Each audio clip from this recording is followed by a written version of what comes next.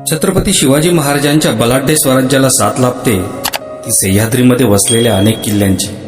ज्याप्रमाणे या गिरिदुर्गांनी शेवटपर्यंत स्वराज्याचे रक्षण केले, त्याचप्रमाणे किंबहुना त्याच्यापेक्षाही जास्त शौर्य दाखवले ते एका गिरिदुर्गाने। होय, आज आपण बोलतोय नाशिकपासून अवघ्या 15 किलोमीटर अंतरावर असणाऱ्या रामशेष किल्ल्याबद्दल, ज्याने स्वराज्याच्या रक्षणार्थ सलग 5 वर्षे शत्रूंचे वार झेलले, पण त्यांच्यासमोर हार पत्करली नाही। छत्रपती शिवाजी महाराजांच्या निधनानंतर औरंगजेबाने स्वराज्य काबीज करण्यासाठी पुन्हा कंबर कसली आणि सन 1682 साली त्याने आपला सरदार शहाबुद्दीन खानास मोहिमेवर धाडले। शहाबुद्दीन खानने 10,000 सैन्यांच्या साथीने रामशेष किल्ल्याला वेढा घातला। त्यावेळी रामशेष किल्ल्यावर अवघ्या 600 मावळ्यांनिशी किल्लेदार सूर्याजी जेथे तैनात होते। शहाबुद्दीन खानाने पारंपरिक चढाई तंत्र न वापरता एका वेगळ्याच युद्धतंत्राचा वापर केला। खानाने रामशेष किल्ल्याचा उंची एवढा लाकडी बुरुज बनवला, त्याला दमदमा म्हटले जायचे, आणि त्यावरून त्याने किल्ल्यावर तोफांचा मारा सुरू केला। तर आता आम्ही जवळपास किल्ल्यावर पोहोचलोय। किल्ल्यासमोर एक मंदिर लागते, त्याच मंदिराच्या बाजूला एक गुहा आहे। त्या गुहेत एक शिवपिंड देखील आहे।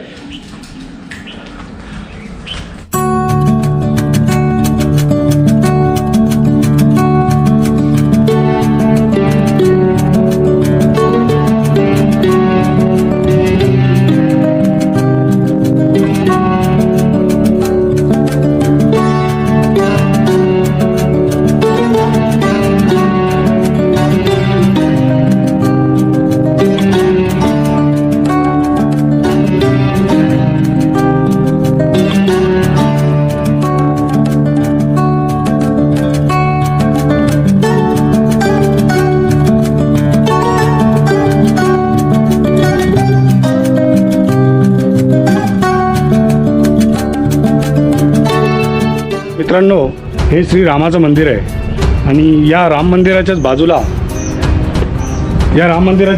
एक पाण्याचं टाकं आहे। तर मित्रांनो, आपण फायनली या रामशेष किल्ल्यावर पोहोचलेलो आहोत।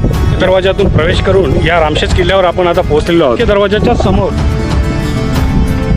हा एक चोर दरवाजा आहे।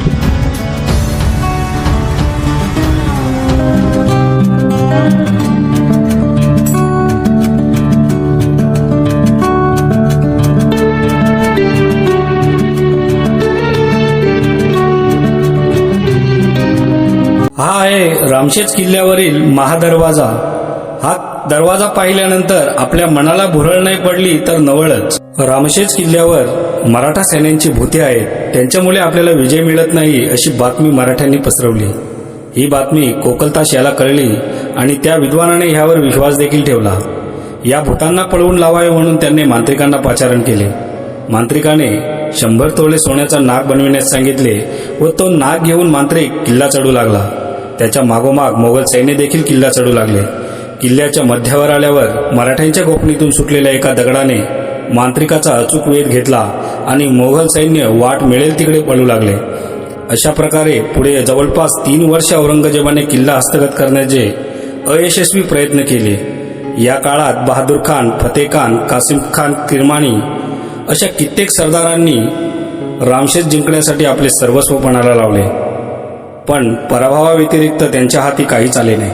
अखेर नाईलाजाने औरंगजेबाने रामशेषवरचा वेढा उठवला आणि रामशेष जिंकण्याचा नाद सोडून दिला।